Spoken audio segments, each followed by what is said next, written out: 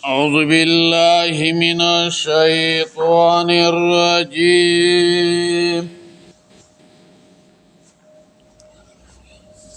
بسم الله الرحمن الرحيم.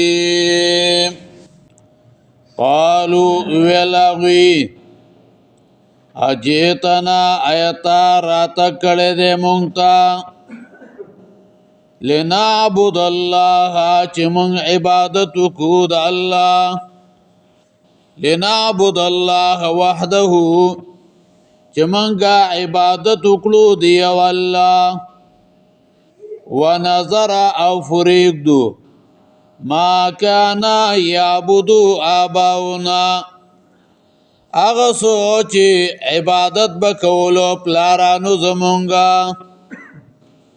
فاتنا پسو رات گکڑا مونگتا بما تایدونا پاغازا بوچت پی مونگا یروی ان کنتا من الصادقین کتی درشتوننا. پدې کې داغوی د تکذیب دو طریقې هغه بیانې. یو دا چې ډېر الها هغه څنګه یو جوړ شي، هغوی به دا ویلو ډېر الها هغه څنګه یو جوړ شي. دویم دا چې دوی دا ویلو چې ته پوه شوې په دې باندې چې زمونږه پلاران نیکونه ډېر پوهېدل، هغوی د دې معبودانو عبادت کلی دی، نو مونږ یې مو عبادت یې کوو. لکه دا اعتراض د مکی مشرکان واغه هم کړی و. سورت سواد 5 نمبر آیت مبارکه کې وایي، سورت سواد 5 نمبر آیت مبارکه کې ذکر کوي چې اجعل الالهة الها واحدا. سورت سواد 5 نمبر آیت مبارکه کې وایي،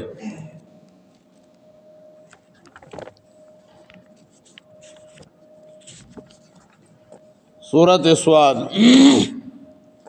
اجعل الالهة الها واحدا.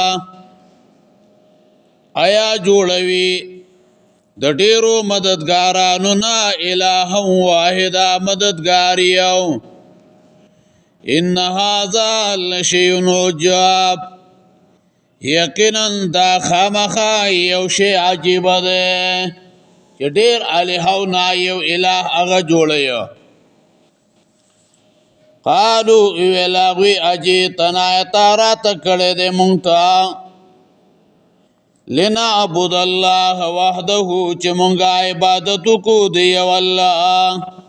لنعبد الله لام اجلیه ده، یعنی د دې وجه نه راغلی چې مونږه بندگی دی او الله وکړو. وحده یعنی دا الله یوازې بندگی وکړو سره د دې نه چې مونږه ډېرو ګناهګاران یو. مونږ خو هغه الله ته نشو رسېدلی، نو مونږ دوی ته وایو او دوی الله ته وایو. په دې وجه باندې مونږ الله ته ځان نږدې کوو. بله وجه دا ده دوی دا ویلو چې ګوره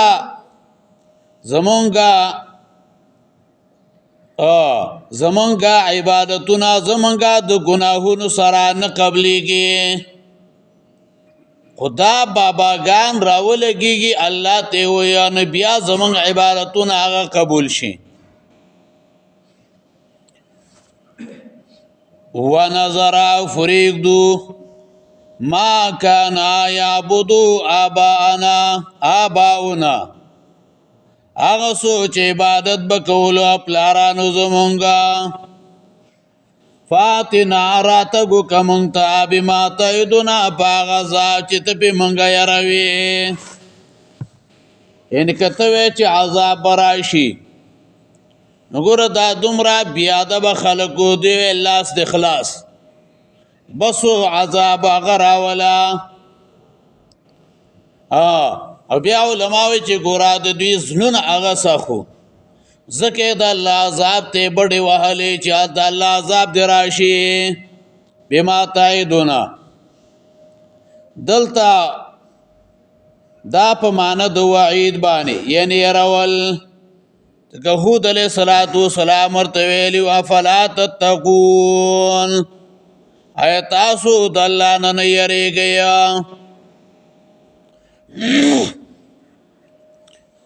فاتنا راتګو که مونږ ته بما تعدنا په هغه عذاب چې ته پې مونږ یاروې ان كنت من الصادقین که ته یې د رښتینو نه ګوره د دې علما دو مطلب ذکر کوي یو مطلب دا دی که ته په خپل انذار په دعوې د رسالت کې رښتینی یې نو بس مونږ باندې عذاب راوله که نه ته خپله خبره کې رښتینی یې نو مونږ باندې عذاب راوله قال ویلاغو قد وقع علیکم یقینا ثابت دی په تاسو باندې قد وقع یعنی په تاسو باندې ثابت شو او بیا یې تینا تعبیرو دا په ماضي سره وکړو د پاره د تحقق د یقیني راتللو د هغې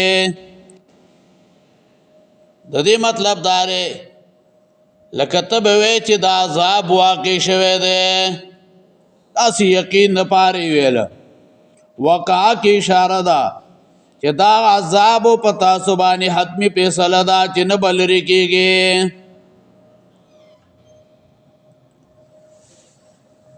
من ربکم د طرفه د رب ستاسو نه رجسون گند و غضب او غضب رجس په لغت کې ویلی کېږي هر مستقذر یعنی طبعی بد ګڼلی شوي شي ته بیا که هغه حسي وي او که هغه معنوي وي دواړه مراد دي خو دلته مرادو د دې نه کفر دی یعنی هر کله چې تاسو ضد کې راغلي نو په تاسو به د الله د طرف نه دغه کفر باقي هغه پاتې شو او د الله غضب هم در باندې وشو الله غضب هم در باندې وشو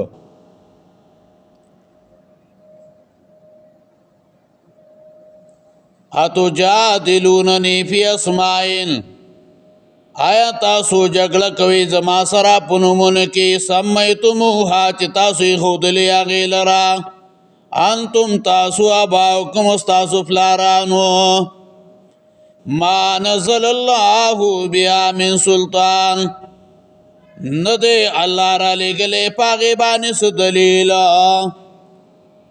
د اسمان مرادو اسماء صفت یې دي لکه دوی به ویل یاره چې دا باران کوي دا بچي ورکوي دا بیماري هغه ښه کوي دا پلان کې کار کوي او دا پلان کې کار کوي دا به ویله نو دې آیت کې دا وایي چې ګوره دا نومونه خو والله تاسو یې ښودي چې دا د ټوخي ذمهوار دی دا د بادو ذمهوار دی دا د پلان کسی ذمہوار دی دا د پلان کسی ذمہوار دی پرون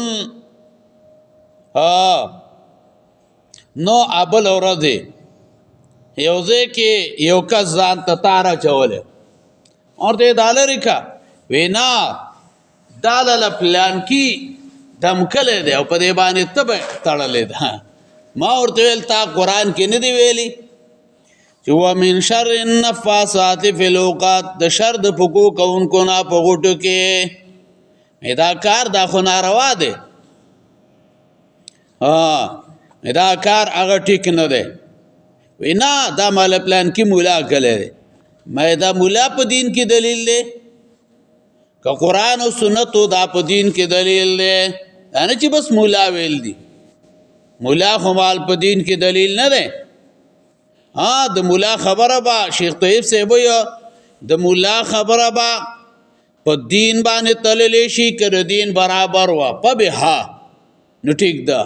که د دین برابر نه و نو به د هغه منل هغه نشته دی. ما وی ما ورته ویل حدیث کې راځي نبی علیہ السلام ته د 10 کسانو جماعت راغی.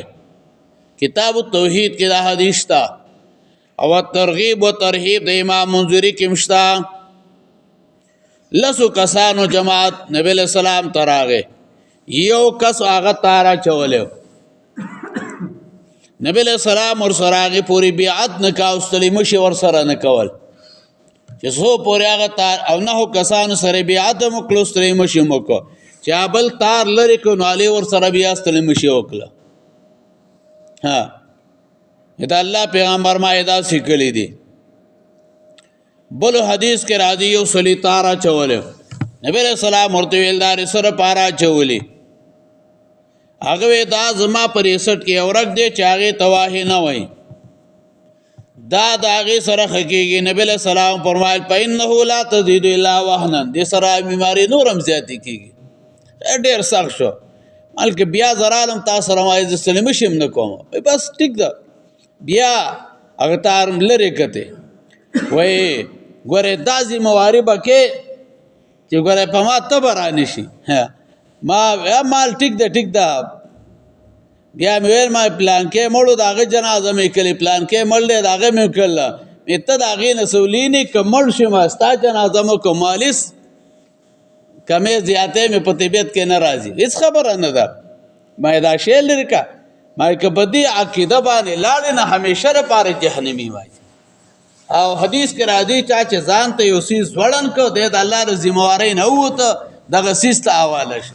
ډېر خلک هغه په دې مصیبت کې اخته دی. ولې اخته دی؟ قرآن ته نه کیني، قرآن ته نږدې کېږي نه. نه نوجوانان قرآن ته نږدې کېږي او نه بوډاګان قرآن ته نږدې کېږي. نو چا به په کور باندې سپیاکه ځوړنده کړي، چا به ګاډي ته چې کوم دی د ماشوم چپل هغه به دغه کړي او پې لیکلي چشم بدور دې سره نظر هغه څه کېږي دپه کېږي. او چا به په پټي کې توغ به ودرولې. موږ ورته توغ وایو، تاسو ورته هر څه وایي چې هغه لاسونه چې داسې خواره کړي ګوډاګې. چا به پکې دغه شی دغه کړ. ته به وایې دا خلک دومره لیوني دي چې په دې دومره لس درې به پټي باندې بیا نظر نه لګي او ستا په ګوډاګي بیا نظر لګېږي. خو کله چې انسان مشرک شي د هغه نه عقل لاړ شي. دا په ګوډاګو باندې ماله خلک نظر هغه د پکې لکه نظر دپاره صورت فلق او صورت ناس راغلي سړیا. پټي باندې دې م وایه، په بچو دې م وایه، په کور والا دې م وایه، په ټولو باندې وایه. نو دا ګوډاګي باندې ماله دا ویره پلان کې د طبي ذمهوار دی، پلان کې د دې ذمهوار دی. نو دې آیت کې هم دا وایي چې ما نزل الله بها من سلطان. په دې باندې الله څه دلیل خو نه دی رالیږلی. فانتظروا انتظار کوئ انی معکم من المنتظرین، یقینا زه ستاسو سره یم د انتظار کوونکو نه. فانجیناه نو موږ خلاص کړو هغه لره والذین معه هغه کسان چې د هغه سره و برحمت منا په رحمت سره د خپل طرف نه. وقطعنا دابر الذین او موږ غوڅ کړو موږ د هغه کسانو کذبوا بآیاتنا چې دروغ ویلي زموږ په آیتونو باندې وما کانوا مؤمنین او نو د ایمان راوړونکي. سورت انعام 45 نمبر آیت مبارک وګورئ، 45 نمبر آیت مبارک وګورئ. پای کې د دې ذکر کوي 45 آیت د سورت انعام. پای کې ویا فقطع دابر القوم الذين ظلموا، پس غوڅ کړی شو مونږ د قوم هغه کسانو ظلمو چې ظلم یې کړی و. والحمد لله رب العالمین. او صفات د کمال خاص الله لره دی چې پالونکی د مخلوق دی. ظالم مړ شو انا لله و انا الیه راجعون مو وایا، بلکې دا وای الحمدلله رب العالمین. د کمال صفتونه الله لره دی چې پالون کې د مخلوق دی د یو ظالم نه خلاص شو. نو دا به ظالم به مړ شي، نو بعد شاعران ظالمان به راولګېږي، هغه به د هغه مدح او تعریف به شروع کړي، پلان کې داسې و، پلان کې داسې و، پلان کې ځای په وینو سور شو. هېڅ په وینو سور شوی نه دی، همدغه ظالم په وینو سور شو چې دنیا ته نه اوزګاره شوله. نو وقطعنا دابر الذین، او مونږه غوڅ کړو مونږ دا کسانو کذبوا بآیاتنا چې دروغ ویلي زمونږ په آیتونو باندې. وما كانوا مؤمنین، او نو دی ایمان راوړونکي. قالوا ویلا غوی اجیتنا، تا راته کړی دی مونږ ته لنعبد الله وحده، چې مونږ عبادت وکړو د یو الله. ونظر او پرېږدو ما کان یعبدو، هغه څو چې عبادت به کولو آباؤنا پلارانو زمونږه. فاتنا راتګو که مونږ ته بما تعدنا، په هغه عذاب چې ته به مونږ یاروې. ان كنت من الصادقین، که ته یې د رښتونو نه. قال ویل هغو قد وقع علیکم، یقینا ثابت دی په تاسو باندې مې ربکم طرفه د رب ستاسو نه رجسون ګند، عذاب و غضب او غضب. اتجادلوننی، تاسو جګړه کوئ زما سره فی اسماء په نومونو کې سمیتموها انتم چې تاسو یې ښودلي هغې لره تاسو.